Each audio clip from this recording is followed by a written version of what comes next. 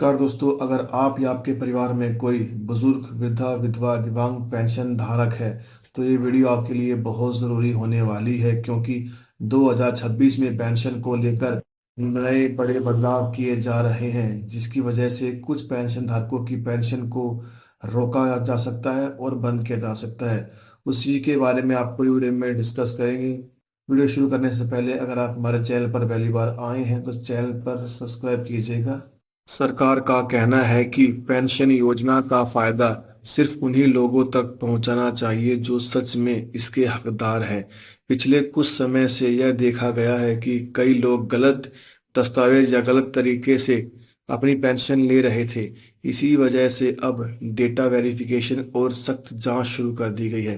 देखिए, काफ़ी टाइम से गलत वेरिफिकेशन या गलत डॉक्यूमेंट के चलते वो लोग भी पेंशन ले रहे थे जो पात्र नहीं थे। उनको अब अच्छे से डाटा वेरिफिकेशन किया जाएगा और उनको हटा दिया जाएगा।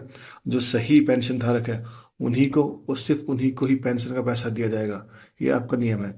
इन लोगों की पेंशन बंद हो सकती है। सरकार ने कुछ कैटेगरी तय करी है जिसमें आने वाले लोगों की पेंशन रोकी जा सकती है, और जिनकी कैटेगरी में बाहर होगी उनको पेंशन मिलती रहेगी। ये सबको मिलती रहती है। पहले कैटेगरी है विधवा पेंशन लेने वाली महिला। अगर उन्होंने दोबारा शादी कर ली है उनको पेंशन नहीं मिलेगी। अगर फिर भी वो सरकार को धोखा देकर चुपचाप शादी कर लेती है और पेंशन लेती रहती है तो उन पर उचित कार्रवाई की जाएगी, उनसे पैसा पूरा वसूला जाएगा और उनको लाइफ टाइम पेंशन से बैन कर दिया जाएगा।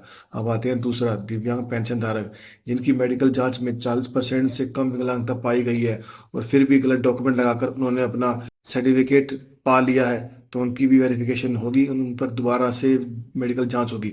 अगर मेडिकल जांच में वो 40% से कम पाए जाते हैं तो उन पर भी कार्रवाई होगी। आप पहले से ही अपना जांच करा लीजिए। अगर आपकी 40% से कम है तो अपने आप पेंशन आप बंद करा लीजिए। और एक ऐसे परिवार जहां कई सारे सदस्य सरकारी नौकरी पर है या परिवार की सालाना आय सरकार की तय सीमा से ज़्यादा है तो उनको पेंशन नहीं मिलेगी। ऐसा होता है कि भाई सरकारी में नौकरी लगी हुई है फैमिली में दो तीन बंदों की, फिर भी वो पेंशन ले रहे हैं तो उन पर भी उचित कार्रवाई होगी। जहाँ तक अगर गवर्नमेंट एक्शन करती है तो आपकी सरकारी नौकरी तक भी बात आ सकती है। हम बात कर लेते हैं आधार सीडिंग और ई केवाईसी अब क्यों ज़रूरी है।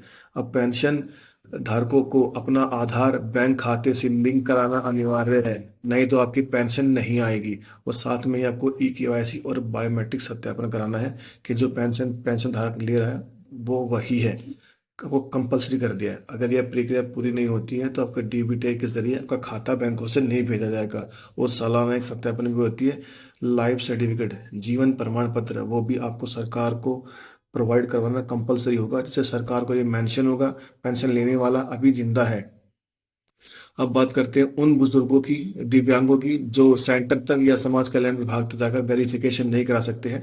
उनके लिए सरकार ने एक आर्टिफिशियल ऐप लॉन्च करा है। घर बैठे फेस ऑथेंटिकेशन की सुविधा दी है। जो बुजुर्ग दिव्यांग व्यक्ति सेंटर तक नहीं जा सकते उनके लिए सरकार ने एक मोबाइल ऐप किया है, फेस ऑथेंटिकेशन सुविधा है।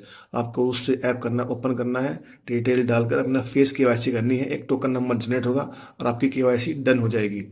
पेंशन चालू रखने के लिए कुछ काम है जो आपको कम करना कंपलसरी है। पहला, आपको आधार कार्ड की जानकारी आपको अपडेट रखनी है, डिटेल मिसमैच नहीं होनी चाहिए आपकी। बैंक खाते से आधार लिंक होना चाहिए। समय पर केवाईसी हो जानी चाहिए, सत्यापन वगैरह। कई अगर गलती मिलती है तो आपको अपने नज़दीकी सेंटर या आधार कार्ड सेंटर जाकर अपनी ठीक करा ली है। इसमें थोड़ी सी भी लापरवाही मत कीजिएगा। अगर डिटेल में थोड़ी सी भी मिसमैच होती है तो आपकी पेंशन आपको नहीं दी जाएगी।